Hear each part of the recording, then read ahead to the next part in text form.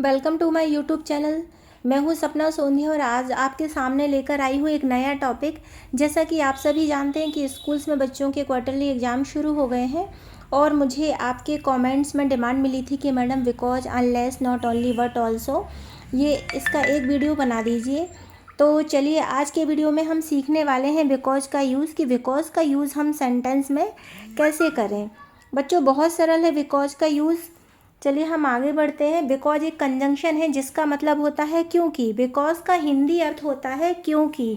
Conjunction का अर्थ होता है जोड़ने वाला।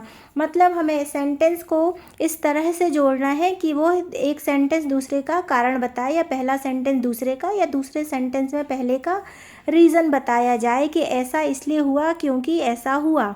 जिस तरह से हम इसको एक एग्जाम्पल के द्वारा समझ सकते हैं।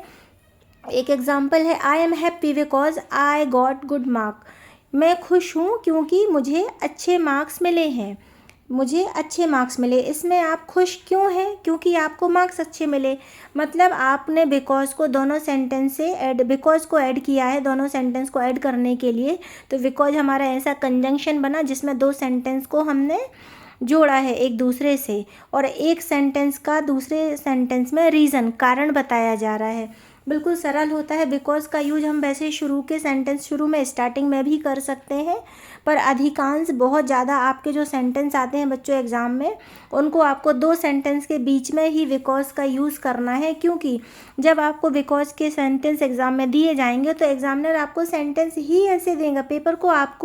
पेपर में जो आपको सेंटेंस मिलेंगे वो इस तरह ही मिलेंगे कि दो सेंटेंस एक दूसरे से इस तरह से कनेक्ट होंगे कि एक सेंटेंस में दूसरे सेंटेंस का कोई रीज़न या कारण बताया जाएगा। इसका हम एक छोटा सा स्ट्रक्चर देख लेते हैं। पहला मेन क्लॉज। मेन क्लॉज कैसे हो गया? जैसे कि आई एम हैप्पी और दूसरा फिर उसका बिकॉज का रीज़न बताया जाएगा रीज़न क्लॉज। तो reason clause got good marks.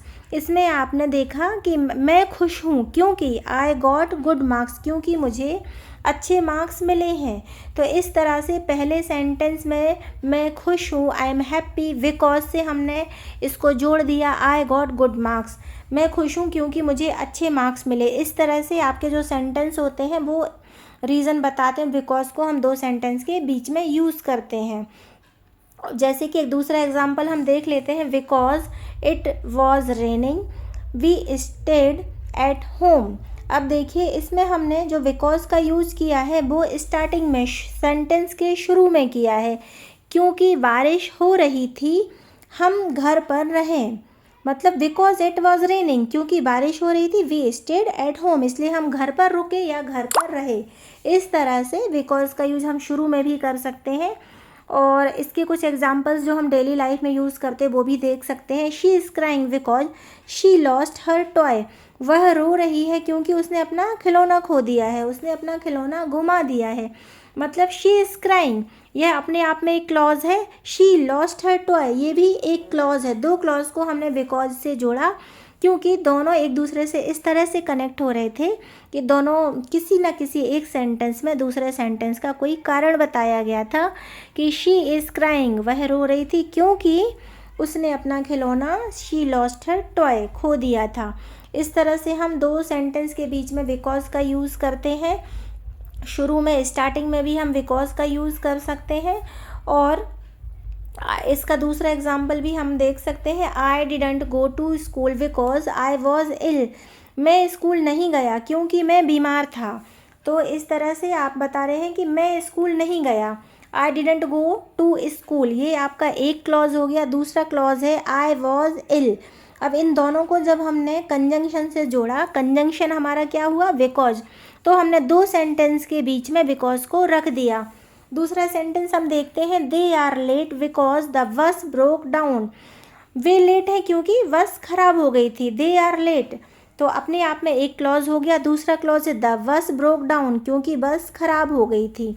तो इस तरह से बिकॉज का यूज़ हमने दो सेंटेंस के बीच में इम्पोर्टेंट पॉइंट्स भी देख लेते हैं। जैसे बिकॉज हमेशा रीज़न बताने के लिए आता है। सो और बिकॉज को हम कभी भी एक साथ यूज़ नहीं करते हैं। देख लेते हैं हम इसको क्यों नहीं करते हैं। रॉन्ग सेंटेंस देखिए। I was tired because so I slept only. अब बताइए सुनने में कैसा लगता है? आई वॉज टायर्ड बिकॉज मैं थका था या मैं थकी थी, क्योंकि, इसलिए। आई स्लेप्ट अर्ली मतलब क्योंकि, इसलिए। बोलने में जैसे हिंदी में हमको अजीब लगता है, वैसे ही अकॉर्ड लगता है हमको इंग्लिश में भी, इसलिए कभी भी बिकॉज और सो का यूज़ एक साथ नहीं करते हैं। इसका करेक्ट सेंटेंस कैसे बनेगा? I was tired so I slept early, या फिर आप ऐसे बना सकते हैं, या फिर I slept early because I was tired. इस तरह से जब भी आपको सेंटेंस एग्ज़ाम में आएंगे तो कभी भी इस तरह से नहीं आएंगे कि आपको सो और बिकॉज एक साथ दिया जाए। बस इसका बच्चों सिंपल सा कॉन्सेप्ट है कि बिकॉज का यूज़ हमेशा दो सेंटेंस के बीच में करते हैं, और स्टार्टिंग में भी हम कर सकते हैं। सेंटेंस को पढ़ के हमको ये समझ में आ जाना चाहिए कि एक सेंटेंस दूसरे का कारण बता रहा है। मतलब जब हम दो सेंटेंस के बीच में बिकॉज कंजंक्शन से ऐड करें तो एक सेंटेंस दूसरे का कारण बताए। इस तरह से हमारा ये बिकॉज का यूज़ होता है, दो सेंटेंस के बीच में हमें बिकॉज को यूज़ करना है। तो चलिए, थैंक्स फॉर वॉचिंग और मिलते हैं हम नेक्स्ट वीडियो में। Okay, see you soon, bye bye.